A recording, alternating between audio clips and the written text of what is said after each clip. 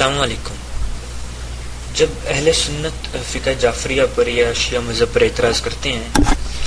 تو جواب میں شیعہ حضرات امام ابو حنیفہ رحمۃ اللہ علیہ اور فقہ حنفیہ پر اعتراض کرتے ہیں. تو اسی طرح کی ایک سیریز میں ہندوستان میں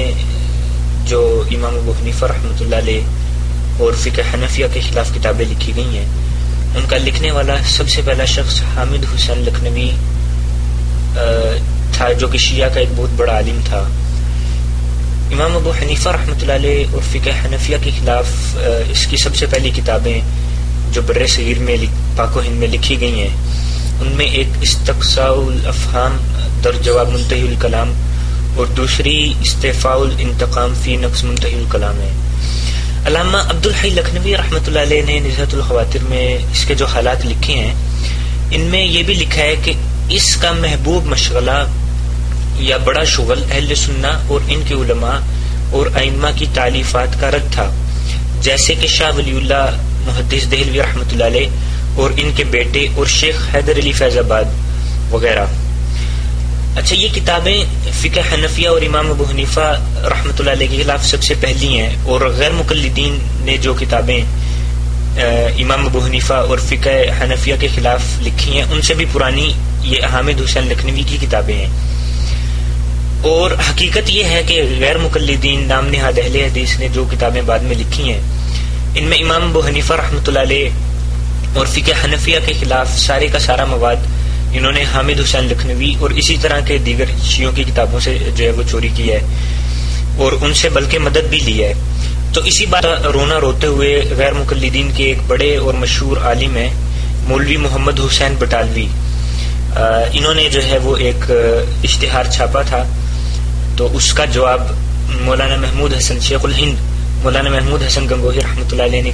کتاب کی صورت میں دیا تھا. تو بہرحال یہ مولوی محمد حسین بٹالوی اسی بات کا رونا روتے ہوئے فقیر محمد جہلمی صاحب کی کتاب السیف الصارم المنکر شان الامام العظم پر ریویو کے اندر انہوں نے لکھا ہے کہ یہ سب کے سب ہذیانات بلا استثناء اکاذیب و بہتانات ہیں،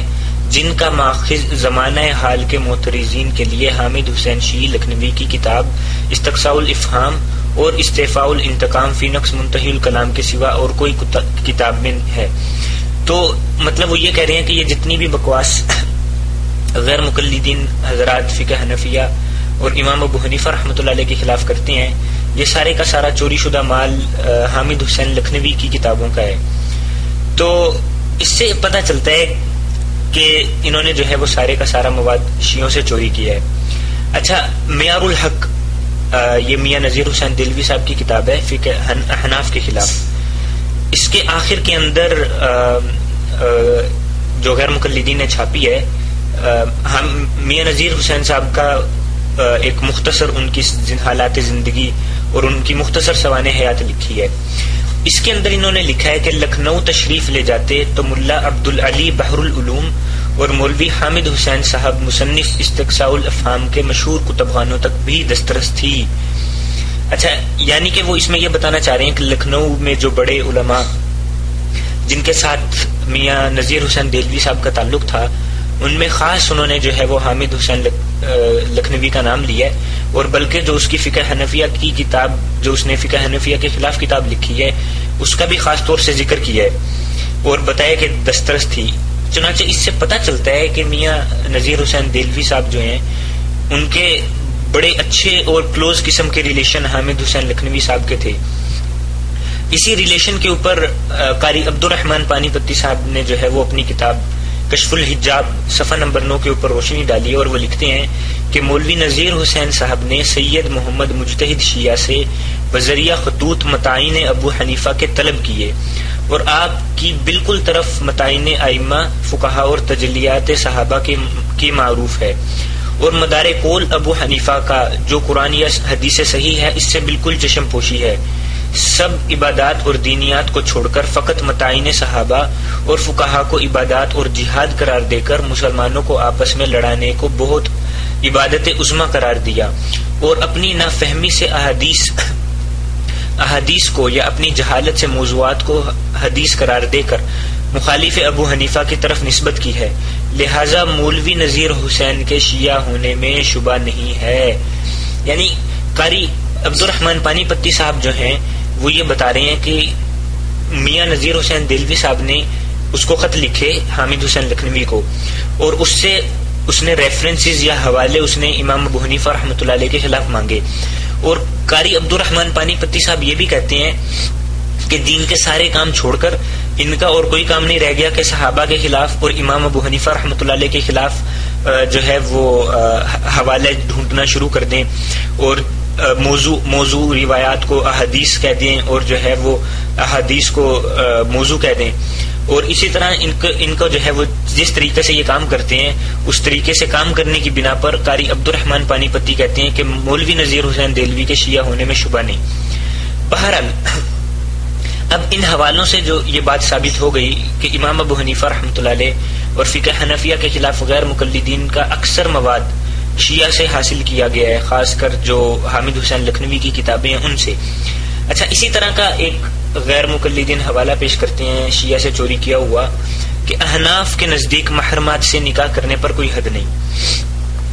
تو غیر مقلدین یہ حوالہ دے کر اس طرح سے شور مچاتے ہیں اور ایسا تاثر قائم کرنے کی کوشش کرتے ہیں عوام کے ذہنوں میں، جس سے عام بندہ یا جس کو دین کی اتنی سمجھ یا ان فقہی مسائل کی اتنی سمجھ نہیں ہے، وہ یہ سمجھنے لگے کہ چونکہ اس جرم کے اوپر حد نہیں ہے لہٰذا یہ جائز ہوا. تو یہ کچھ عرصہ پہلے غیر مقلدین کے طالب الرحمان اور بریلویوں کے حنیف قریشی کا ایک مناظرہ ہوا تھا. اس کے اندر حنیف قریشی نے کوئی ایسا فتویٰ پیش کیا تھا طالب الرحمان کا، جس میں اس نے بقول حنیف قریشی کے بہن سے نکاح کرنے کو جائز قرار دیا تھا. اور وہ فتویٰ دکھا کر حنیف قریشی نے وہاں پر کافی شور مچایا تھا. تو مناظرہ میں طالب الرحمان نے جوتے کھانے کے بعد حنیف قریشی سے ایک ویڈیو بنائی ہے جس کے اندر اس نے اس مسئلے کو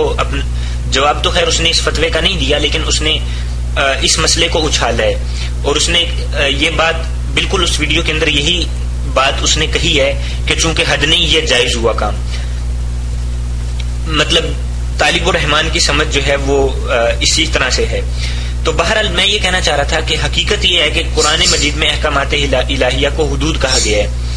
یعنی جو اللہ تعالیٰ کے احکامات ہیں ان کو حدود کہا گیا ہے. اور تلک حدود اللہ، یہ اللہ تعالیٰ کی حدیں ہیں. تو حد ایسی سزا کو کہا جاتا ہے جو نص قطعی سے ثابت ہو.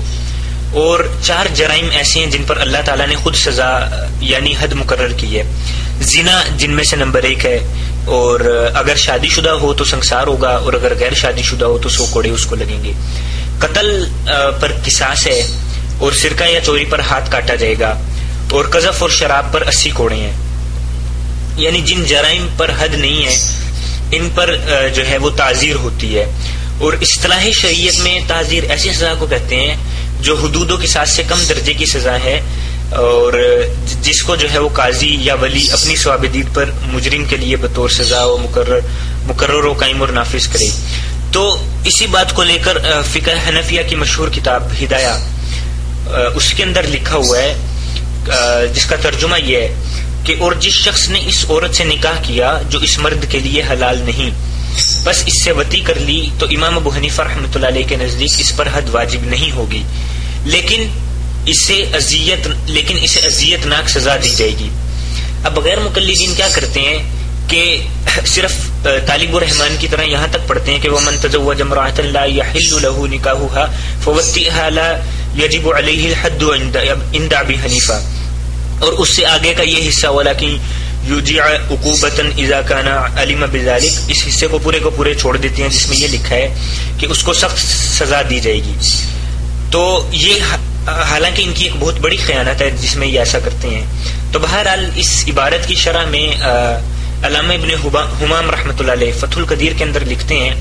جس کا ترجمہ یہ ہے کہ اور مصنف کا یہ قول تو اس اعتبار سے ہے کہ وہ عورت ذی محارم میں سے ہونے کے سبب کے اعتبار سے، جیسے کہ اس کی والدہ یا اس کی بیٹی، پھر اس نے یہ نکاح کر لیا اور اس کے ساتھ ہم بستری کر لی، تو اس پر حد واجب نہیں ہے امام ابو حنیفہ رحمۃ اللہ علیہ کے نزدیک، اور سفیان ثوری اور امام زفر کے نزدیک.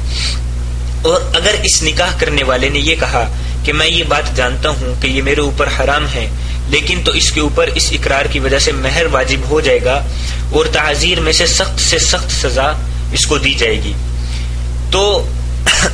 امام ابو حنیفہ رحمۃ اللہ علیہ کا بھی وہی فتویٰ ہے اور وہی فتویٰ سفیان ثوری اور امام زفر رحمۃ اللہ علیہ کا بھی ہے. اچھا، ایک انٹرسٹنگ پوائنٹ اس میں یہ بھی ہے کہ سفیان ثوری رحمۃ اللہ علیہ جو ہیں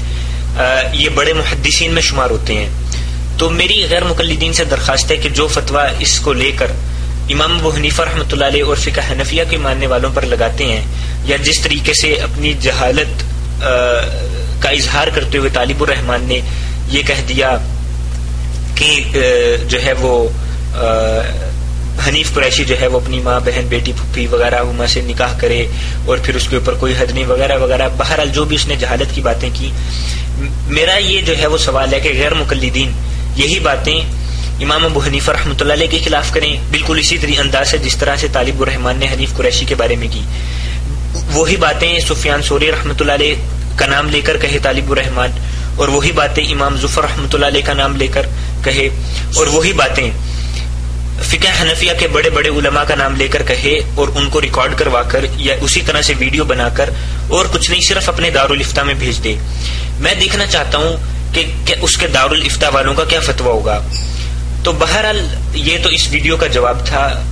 اس کا مقصد جو ہے وہ حنیف قریشی کا دفاع بالکل بھی نہیں تھا، کیونکہ میں جو ہے وہ بریلوی کا دفاع نہیں کرنا چاہتا. لیکن اس ویڈیو کو بنانے کا مقصد صرف اور صرف امام ابو حنیفہ رحمۃ اللہ علیہ، فقہائے احناف اور فقہ حنفیہ کا دفاع تھا. چونکہ یہ کام فقہ حنفیہ کا دفاع اکابر علماء دیوبند کے ماننے والوں، جوتیاں اٹھانے والوں کے ذمہ آیا ہے، لہٰذا اسی لیے بریلوی سے محروم ہے. تو ان کی وجہ سے جو الزامات فقہ حنفیہ پر لگتے ہیں، اللہ کے فضل سے ان کا دفاع بھی ہمیں کرنا پڑتا ہے. بہرحال میں انشاءاللہ پھر کسی اور وقت کسی اور ویڈیو کے ساتھ حاضر ہوں گا. تب تک کے لیے اجازت دیں. السلام علیکم.